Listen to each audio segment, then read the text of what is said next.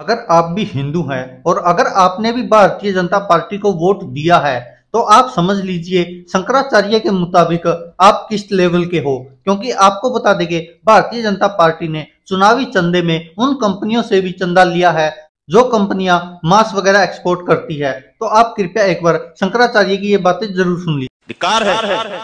थू है ऐसे हिंदुओं पर जो एक तरफ तो गाय को मां भी कहते हैं और दूसरी तरफ उनको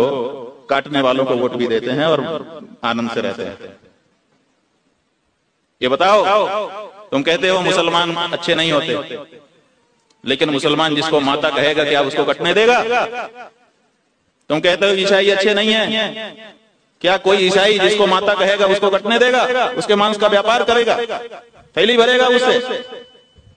ये तुम हो।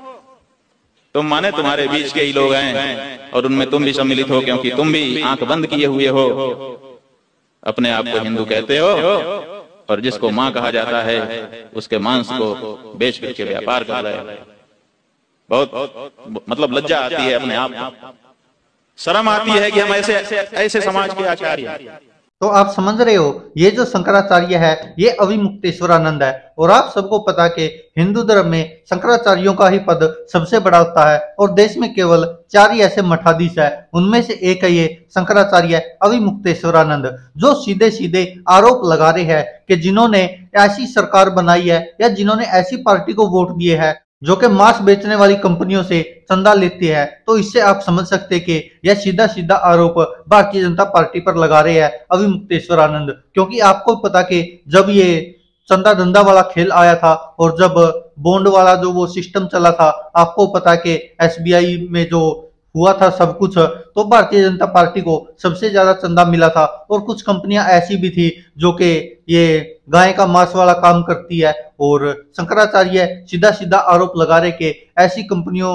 से चंदा लेने वालों का आप समर्थन कर रहे हो, क्योंकि आप सोचिए कि जैसे शेयर मार्केट में अगर किसी आप ऐसी कंपनी के शेयर खरीदते हैं या उनमें हिस्सेदारी डालते हैं जो कंपनियां कुछ भी गलत कर रही है, कोई अल्कोहल बना रही है, कोई तंबाकू का प्रोडक्ट बना रही है, तो आप सीधा सीधा उनका सहयोग कर रहे हो, उनका साथ दे रहे हो। तो शंकराचार्य सेम वही उदाहरण देना चाह रहे हैं यहाँ पर कि आपने अगर ऐसी पार्टियों को वोट दिया है जो ऐसा कर रहे हैं तो आप भी उसमें हिस्सेदारी करते हो। और साथ में उन्होंने ये भी कहा कि जो लोग मुस्लिमों पर सवाल उठाते हैं तो आप सोचकर देखो कि अगर कोई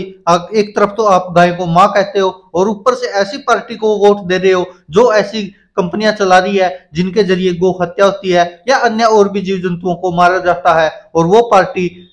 उसका समर्थन ले रही है, तो आप समझ सकते हैं कि कहीं ना कहीं आप भी उसके हिस्सेदार हो, ये कहना चाह रहे शंकराचार्य। अब आप यह वीडियो उन अपने दोस्तों को शेयर कर दीजिए जो ऐसा कर रहे हैं। हालांकि मैं नहीं कह रहा, ये शंकराचार्य के अनुसार है जो उन्होंने कहा है। धन्यवाद दोस्तों।